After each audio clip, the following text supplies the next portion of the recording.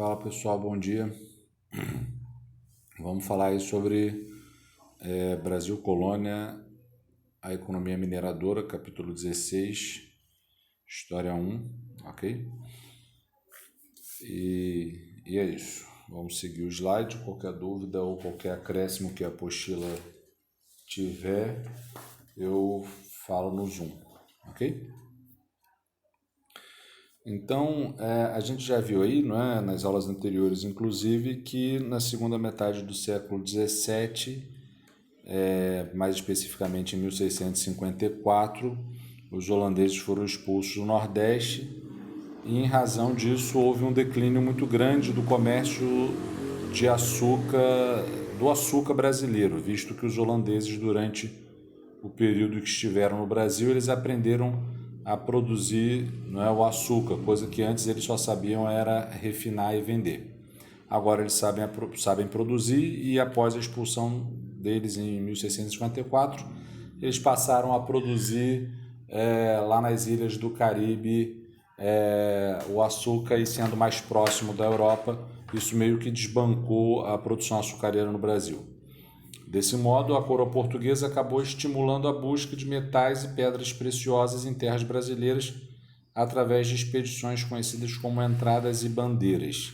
Entradas eram as expedições oficiais e as bandeiras eram as expedições particulares, porém ambas, no geral, iam em busca, iam para o interior em busca de um mesmo objetivo, ou de capturar índios rebeldes entre aspas, porque esses rebeldes são os índios que não se submetem à colonização, escravos fujões, e aí os fujões também são aqueles escravizados que não se submetiam à escravidão, e também iam em busca de ouro, né? Já que era sabido, era conhecido de todos, que a América Espanhola já estava rendendo muitos navios de ouro para a Espanha, e o governo português naturalmente imaginava que então tivesse ouro no interior do Brasil. E por isso, a partir de 1654, com a expulsão dos holandeses e, consequentemente, com a crise da economia açucareira, a ação desses homens, né, como os bandeirantes, passou a se intensificar em busca de ouro, escravos fujões e índios rebeldes. E foram esses bandeirantes que encontraram ouro no Brasil entre 1690 e 1695, né, ou 97, como teria sido aí a data em que a maior mina de ouro foi encontrada. Aí nós temos a imagem, não é, do que seriam as entradas, já que, diferentemente das bandeiras, elas eram expedições oficiais organizadas pelo governo que partiam para explorar o interior, mapear o território, apresar, ou aprisionar, não é, indígenas que ofereciam resistência e procurar minas de ouro, ok? Então, lembrando aí que a escravização do indígena, ela tinha uma problemática, que era a proteção dos jesuítas, né? A Companhia de Jesus, ou a Ordem dos Jesuítas, ela se opunha à escravização do índio. Até porque os jesuítas tinham como missão catequizar os índios, né? E aí não podia se escravizar o índio, porém, em alguns casos, como no caso do índio rebelde, ou seja, daquele índio que não se submete à escravização, à colonização, aí sim ele poderia ser escravizado. Então, para ficar claro aí, não é, porque eu escorreguei na palavra, o índio que não se submetia à colonização, ele acabava sendo escravizado, porque era tido como índio rebelde, ok? As bandeiras eram expedições organizadas e financiadas por particulares e aconteceram basicamente em São Paulo. Aliás, não é difícil compreender por que a atuação dos bandeirantes foi muito maior em São Paulo. Porque a atuação desses personagens vai se intensificar no contexto da crise da economia açucareira pós-expulsão dos holandeses em 1654, como a gente já havia dito. E aí o que acontece é que a economia brasileira vai ficar muito pior em São Vicente do que em Pernambuco, porque uma das razões que levaram os holandeses a desbancar a produção açucareira do Brasil foi o fato de que a produção holandesa era mais próxima da Europa, ali na América Central. Sendo assim, a região que conheceu a decadência econômica, não é, maior, de forma mais veemente, foi a capitania de São Vicente, porque é a capitania de São Vicente que está mais distante de Portugal, né? E que tem um clima até menos favorável para a produção da cana-de-açúcar. A capitania de Pernambuco, por estar menos distante de Portugal, da Europa de forma geral, e também por ter um clima e um solo mais propício para a produção açucareira, acabou não perdendo tanto. Então, por isso que foi em São Vicente, foi no sul, né, que a atuação dos bandeirantes se destacou de forma muito mais notável, porque foi ali, nessas regiões do sul, que a economia açucareira conheceu a sua pior crise, né? E aí, sem dinheiro de açúcar, é óbvio que esses homens iriam, então, buscar se embrenhar no meio do mato para capturar escravos fujões, índios rebeldes ou encontrar o tão sonhado ouro, ok? Os caminhos do ouro, né? O ouro foi encontrado inicialmente no leito dos rios, em riachos chamados ouros de aluvião, mas esse ouro não era naturalmente tão interessante para a coroa portuguesa, porque não iria render, não é, tanto lucro que valesse a pena aí os gastos necessários para a extração do ouro. Por conta da ação dos bandeirantes, como eu tenho tentado demonstrar aí, que vai ser encontrado o ouro de jazida, não é? O ouro de mina, isso no finalzinho do século XVII, né? 1690, 1695, 1697. Exploravam-se também depósitos localizados nas encostas das montanhas, e posteriormente o alvo foi a exploração do subsolo feito por meio da construção de poços e galerias, né? E aí a partir desse momento que se encontra o ouro de mina, né? O ouro de jazida, beleza? Que vale a pena e que vai ser, não é, muito, muito extraído. Aí, por exemplo, tem uma imagem, né, da faiscação, que era a pequena empresa mineradora, porque eram pessoas que ficavam no leito dos rios com uma peneirinha, não é? Peneirando as pedras, não é? No sol e esperando reluzir algo. E quando reluzia, eles imaginavam que era ouro, né? Porque tem um ditado que diz que nem tudo que reluz é ouro. Então imagina-se que se reluz é ouro, né? Então por isso chamava faiscação, porque as pessoas elas ficavam, né, lá no sol a pino com a sua peneirinha peneirando as pedras em busca do brilho, né, de um ouro. Essa é a pequena empresa, não é a lavra, como é chamada a grande empresa, né, que vai ser a exploração do ouro em grande quantidade, com grande quantidade de mão de obra escrava. Inclusive, a faiscação, que é essa pequena extração que está representada aí, no geral nem utilizava a mão de obra escrava como trabalho predominante. Geralmente eram os pequenos mineradores que atuavam. Então essa imagem aí, ela está meio que até controversa, né? Já que ela mostra a extração do ouro provavelmente numa faiscação, o ouro de aluvião do rio, né? Mas ele mostra a maior parte dos trabalhadores, dos mineradores que são escravos, ok? A mineração no Brasil ela vai gerar uma série de mudanças, né? Tanto na questão social, óbvio que na questão econômica e até também na questão política, mas sobretudo na questão social. A configuração, né, da sociedade colonial brasileira vai se alterar de forma muito drástica.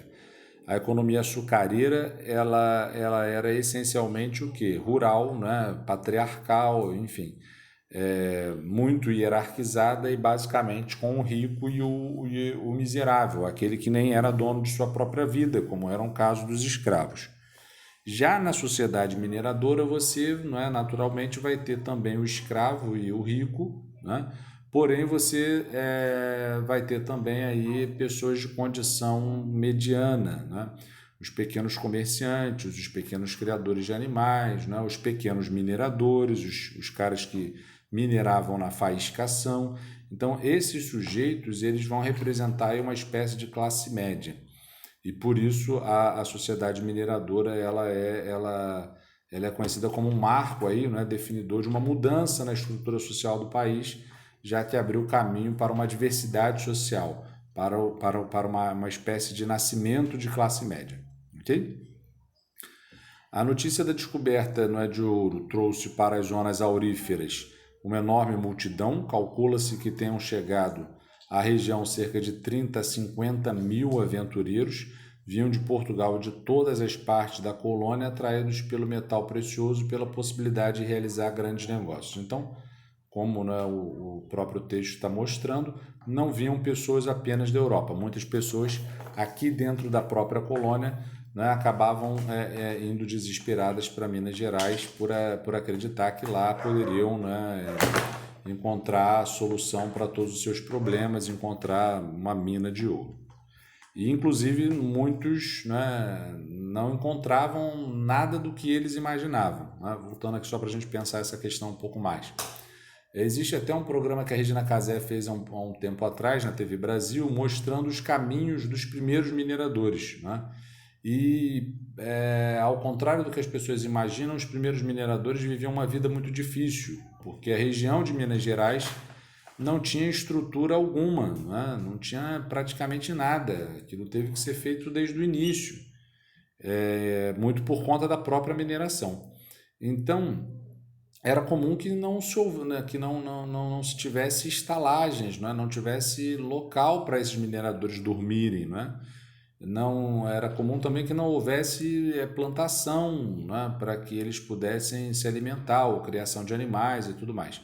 Então eram verdadeiros aventureiros, desbravadores do interior do país, que acabavam vivendo, né, das formas mais primitivas possíveis. Então, no início, principalmente da mineração, essa atividade ela pode, e claro que gerou, né, não pode não, né? Ela gerou a riqueza para muitas pessoas, uma riqueza desmedida muitas vezes, mas no geral ela foi uma atividade que gerou muito sacrifício desses primeiros desbravadores, já que, como eu tenho tentado demonstrar, a sociedade mineradora, né, era bem simples, mal estruturada em seu início, né? Ela vai se tornar mais diversa, vai surgir uma classe média, vai se diversificar economicamente, muito em razão da própria mineração, e isso vai se dar ao longo do tempo, não vai ser de uma hora para outra. Agora a gente vai pensar aí, não é, as questões do controle de Portugal em relação à mineração. É óbvio que Portugal ficou muito feliz quando se descobriu ouro no Brasil, até porque a economia brasileira vinha sofrendo muito desde a metade do século XVII, 1654, com a expulsão dos holandeses e consequente crise da economia açucareira. A partir do final do século XVII se encontra ouro e Portugal respirou aliviado porque a sua maior colônia encontrou novamente um produto interessante para ser extraído, explorado, utilizado, enfim. Nesse caso, inclusive, era o produto mais desejado desde o início do processo colonial. E aí, a partir desse momento, Portugal vai estabelecer uma série, não é, de regimentos para controlar tanto a produção, não é, do ouro, quanto a cobrança de impostos desse ouro, ok? Então vai ser montado todo um aparato administrativo, em decorrência disso, inclusive, vai ser mudada a capital do país, que era em Salvador, e passou a ser o Rio de Janeiro, justamente como uma estratégia do governo para facilitar, para inclusive diminuir a sonegação ou contrabando de ouro e facilitar o escoamento do ouro da região mineradora para o Rio de Janeiro, que o Rio de Janeiro está mais próximo da região mineradora do que Salvador. E por isso que em 1776, por determinação do Marquês de Pombal, que era o ministro de Portugal e que governava de fato Portugal na época, ele que determinou a transferência da capital para o Rio de Janeiro em 1776 por conta da mineração. Então vejam, a capital mudou, a estrutura da sociedade mudou, a economia vai mudar, tudo em decorrência da mineração. Desde a descoberta das primeiras jazidas de ouro, a metrópole tratou de controlar e regulamentar a atividade mineradora, seja na distribuição de lotes ou arrecadação de tributos. Quando alguém descobria uma jazida, tinha o dever de notificar ao governo. É muito comum que as pessoas me perguntem, né? As crianças principalmente, mas e aí se o cara não avisasse? Beleza, ele poderia até tentar se dar bem, ele poderia até tentar extrair na moita sem que as pessoas soubessem, coisa muito difícil, né? Mas se ele fosse descoberto, né, a punição seria terrível. Crime de lesa majestade e traição ao rei, e a pena é a morte, né? Geralmente de forma bem dolorosa e pública, né, para que todos o povo visse, né? Então, quando alguém descobriu uma jazida, ele tinha o dever de notificar o governo, como eu disse. As regiões auríferas eram propriedade do rei, todas elas, né, que podia doá-las a particulares para exploração. Mas é claro que, por conta do regimento, o descobridor da mina acabava ganhando, né, um desses lotes, né? Então, existia uma prática de divisão, existia uma espécie de regulamento da divisão desses lotes que eram chamados de datas, ok? Dos lotes de ouro. Então, quando se descobria uma região de ouro, o cara avisava para as autoridades, se dividia aquele território em lotes chamados datas, e aí o primeiro, né, e o segundo lote geralmente eram dados ao descobridor, depois o terceiro era do Estado, e aí o quarto, enfim, e em diante era leiloado para quem tivesse mais escravos e pudesse melhor extrair, e assim por diante, ok? Então, os impostos, né? Claro que o governo português vai estabelecer uma série de impostos sobre a mineração, porque o ouro não é um produto renovável, né? Se fosse, eu teria uma plantinha, né, de ouro em casa, mas não é. E aí o governo português sabia que tinha que estabelecer um rígido controle, né, sobre a produção, para que ele pudesse aproveitar ao máximo, né, dos recursos possíveis aí para desenvolver a própria economia portuguesa. Uma das primeiras cobranças de impostos, e a principal cobrança de imposto, o imposto principal da região mineradora, era o quinto, ou um quinto, ou 20% sobre o total minerado de ouro, prata e diamante. Então, se eu, por exemplo, extraísse 100 quilos de ouro, um quinto ou 20% de 100 quilos são 20 quilos, né? Então, eu devo pagar à coroa portuguesa 20 quilos de ouro e ficar apenas com 80. Ok? Apenas. Queria eu ter 80 quilos de ouro, né? Mas entenderam. Posteriormente foi criado o sistema de captação, uma cobrança de imposto por cabeça de escravo. Só que esse sistema ele acabava não fazendo muito sentido, né? A gente vai ver, por exemplo, mais à frente, em algum momento, que houve até uma revolta chamada Revolta dos Emboabas entre os paulistas e os não paulistas e estrangeiros que desejavam explorar o ouro. Os paulistas, como foram os descobridores do ouro no Brasil, eles queriam das autoridades portuguesas o privilégio de só eles extraírem o ouro. Só que Portugal não queria isso, até porque Portugal não, o rei de Portugal, o Estado português, não dava conta de extrair todo o ouro do Brasil. Então, o que era feito? Dava-se a particulares o direito de extrair o ouro, só que a coroa acabava recolhendo um imposto, né, considerável sobre essa atividade. Então, para a coroa portuguesa, para o Estado português, enquanto mais gente tivesse extraindo ouro, melhor era para a coroa, porque era mais gente pagando imposto. Por isso que a coroa, por exemplo, né, não vai se aliar aos emboabas. A gente vai ver isso mais à frente. E por isso também que a coroa logo ela retira o sistema de captação, ela muda, ela tira esse imposto, porque ela percebe que isso era prejudicial para os grandes mineradores. E para a coroa, os grandes mineradores eram os melhores mineradores, justamente porque tinha uma capacidade muito maior de extração do ouro e, consequentemente, uma capacidade maior de pagar tributos à coroa, que era, né, o grande objetivo do Estado português, era recolher impostos, né, cobrar tributos da gente, cobrar, coisa que talvez seja, né, o que o Estado brasileiro sabe fazer de melhor, né? Mas, enfim, quando vocês trabalharem, vocês vão ter, né, a noção real do que é essa mão do Estado aí cobrando imposto da gente. Mas, enfim.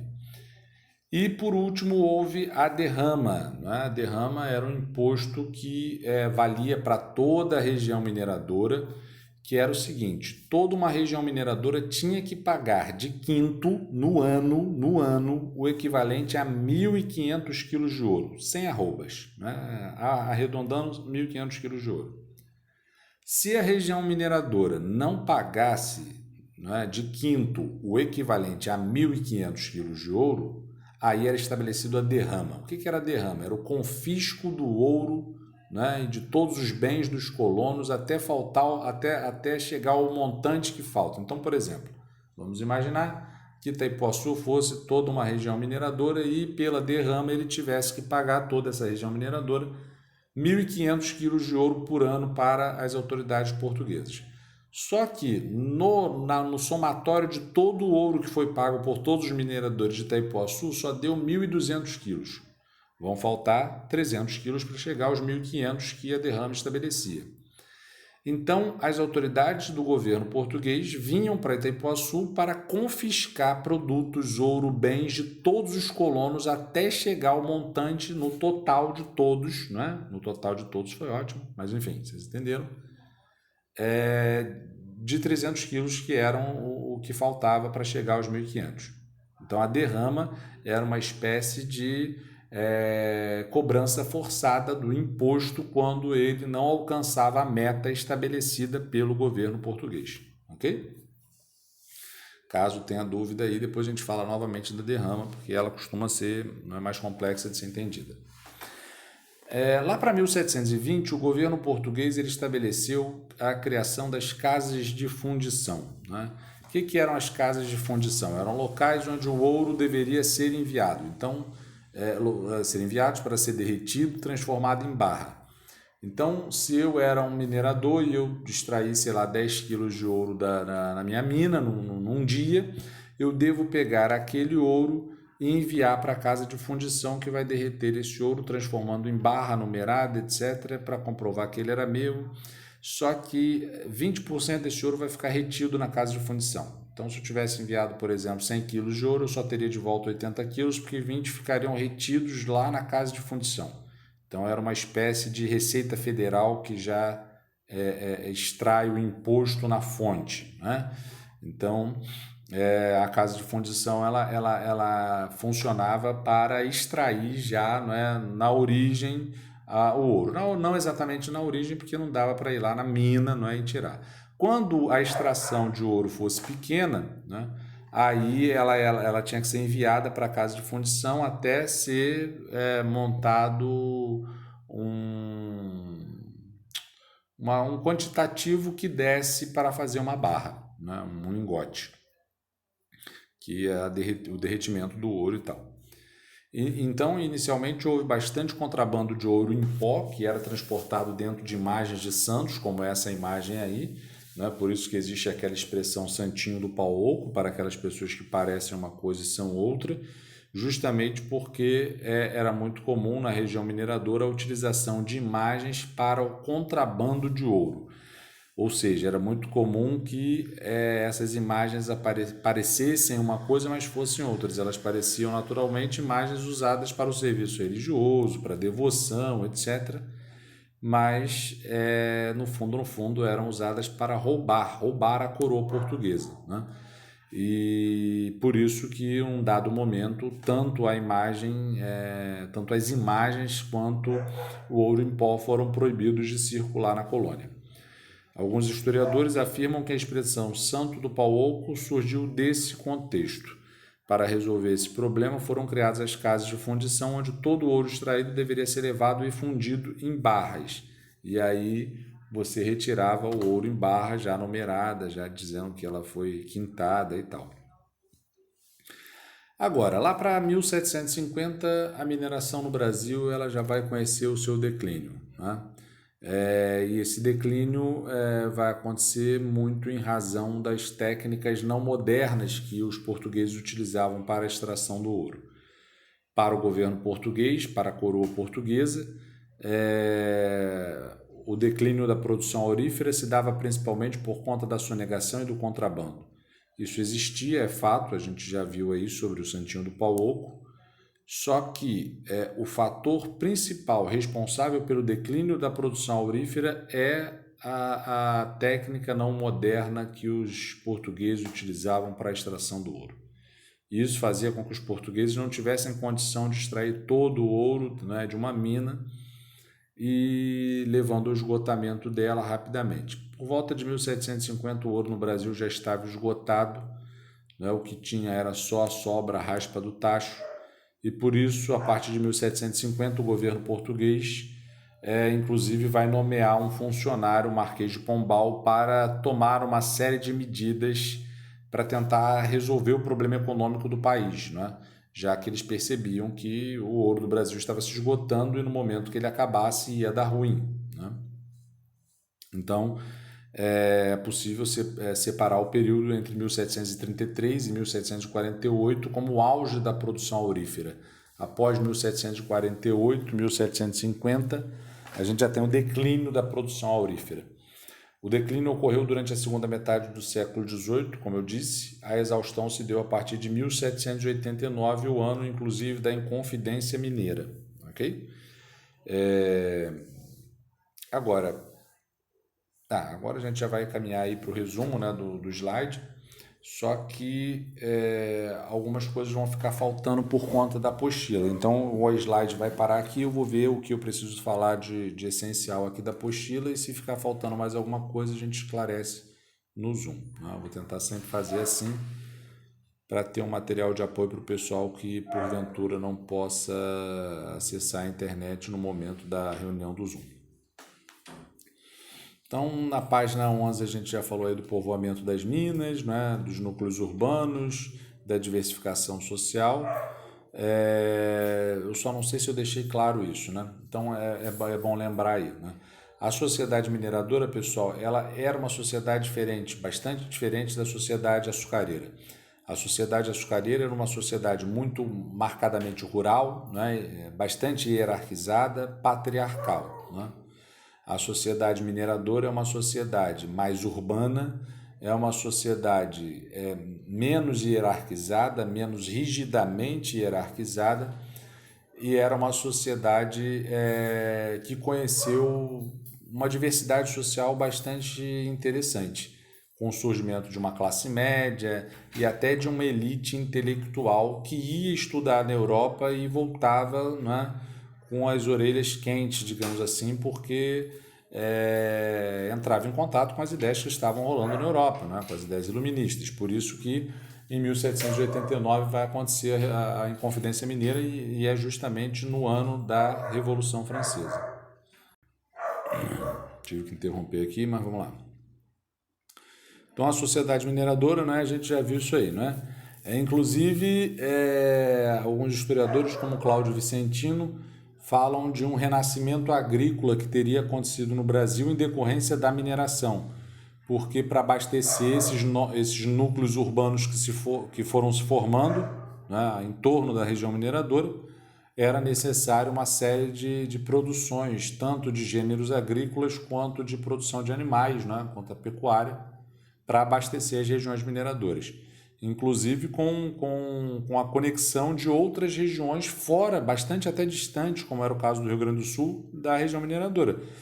E o Rio Grande do Sul acabou se notabilizando aí para a produção da carne e leite, né? Mais carne do que leite, né, para a região mineradora, para abastecer a região mineradora e também depois a capital, quando ela passa a ser no Rio de Janeiro, em 1776. Ok?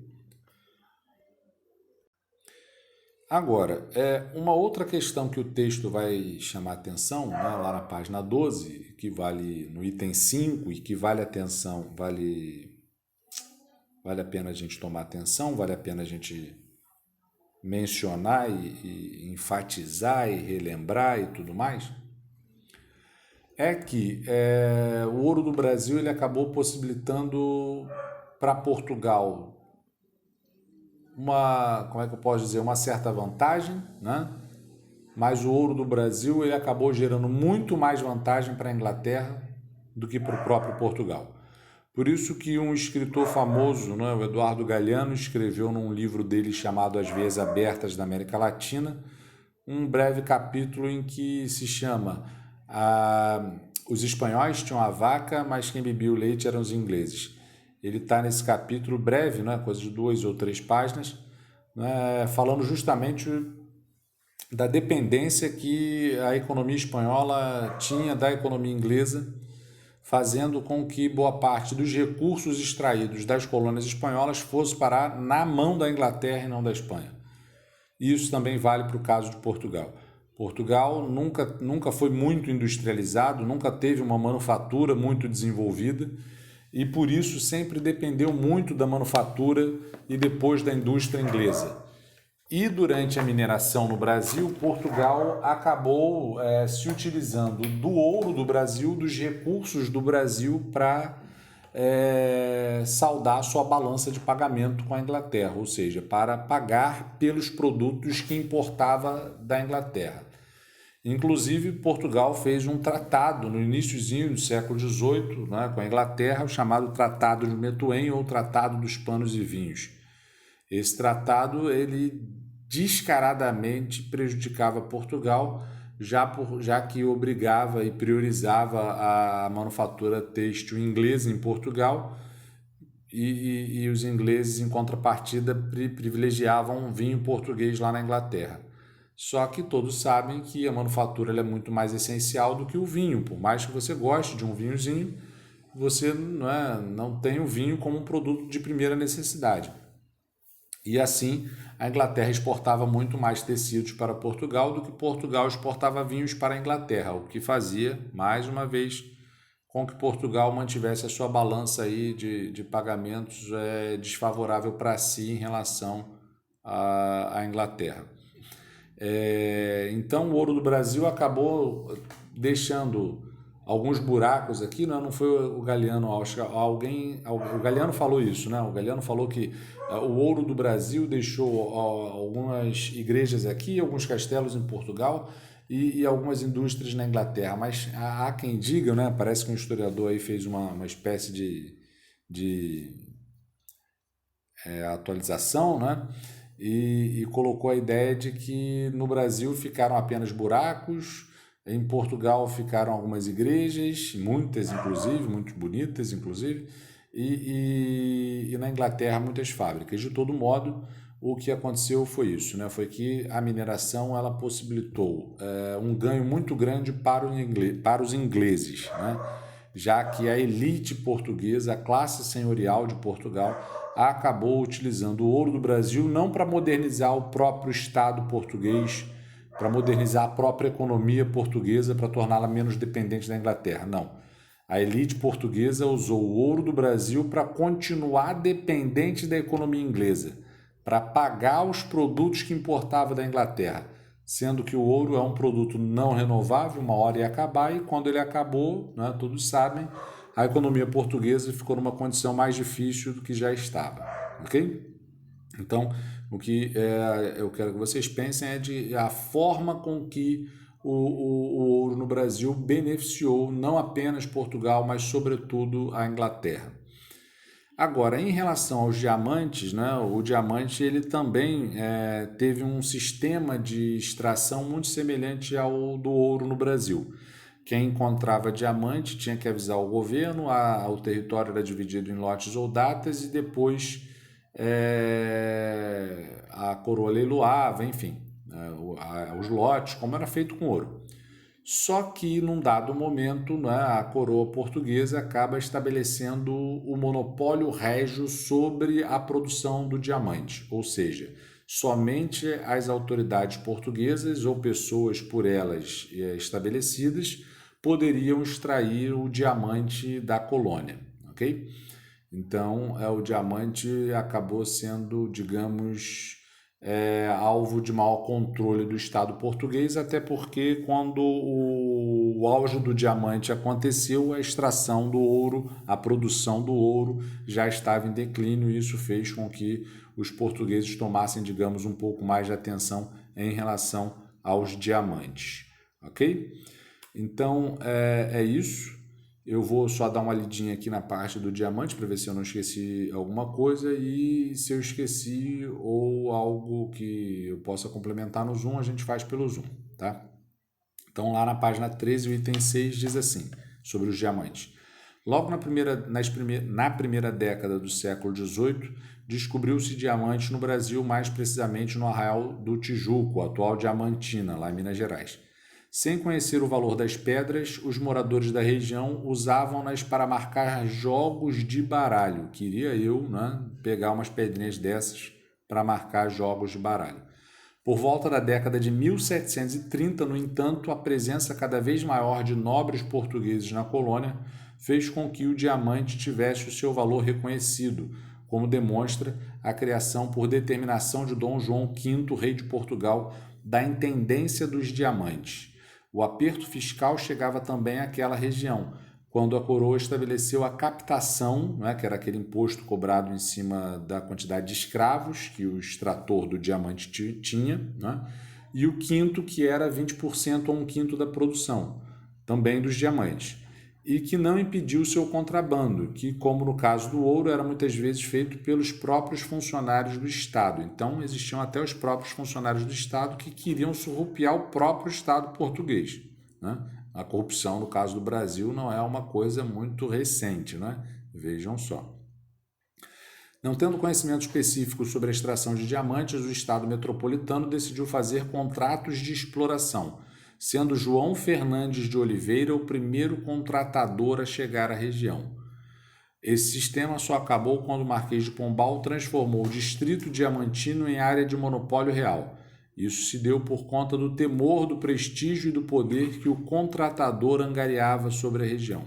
Ademais, fez parte da política despótica que o Marquês, a mando de José I, via realizando em Lisboa, né, para aumentar a pressão sobre o Brasil. A política de Pombal, né, se consistia nisso: aumentar a pressão colonial sobre o Brasil, aumentar a extração, né, de impostos e recursos do Brasil para desenvolver a economia portuguesa, para, né, modernizar a economia portuguesa. Era esse o objetivo do Marquês de Pombal, por isso que eu até brinco dizendo o seguinte: quem é português gosta muito do Pombal, quem é brasileiro não gosta, né? Mas o fato é que o Pombal não foi muito bem visto nem pelos próprios nobres portugueses, que acabaram numa série de calúnias levando à demissão dele em 1777. A extração diamantífera desfrutou de posição secundária em relação à mineração do ouro, apesar de o Brasil ter sido, durante o século XVIII, o maior produtor de diamantes do mundo. A exploração dos diamantes atravessou 3 fases bem distintas. A primeira fase, a fase inicial, marcada pela livre exploração, como eu disse, de forma muito semelhante ao ouro, só devendo pagar tributos à coroa. A fase média, marcada pelo regime de contratos, e a real exploração, marcada pela participação direta do Estado na exploração dos diamantes. Essa fase foi decretada pelo Marquês de Pombal por meio da lei do livro de capa verde. Essa participação do Estado na exploração já corresponde ao período da decadência dos diamantes. Então é isso, meu povo. Façam os exercícios aí da página 14, os exercícios conceituais e contextualizados, da página 14, 15 e 16. Eu provavelmente vou passar alguns exercícios de fixação também. E é isso. Qualquer dúvida, só falar. Um abraço a todos e fui.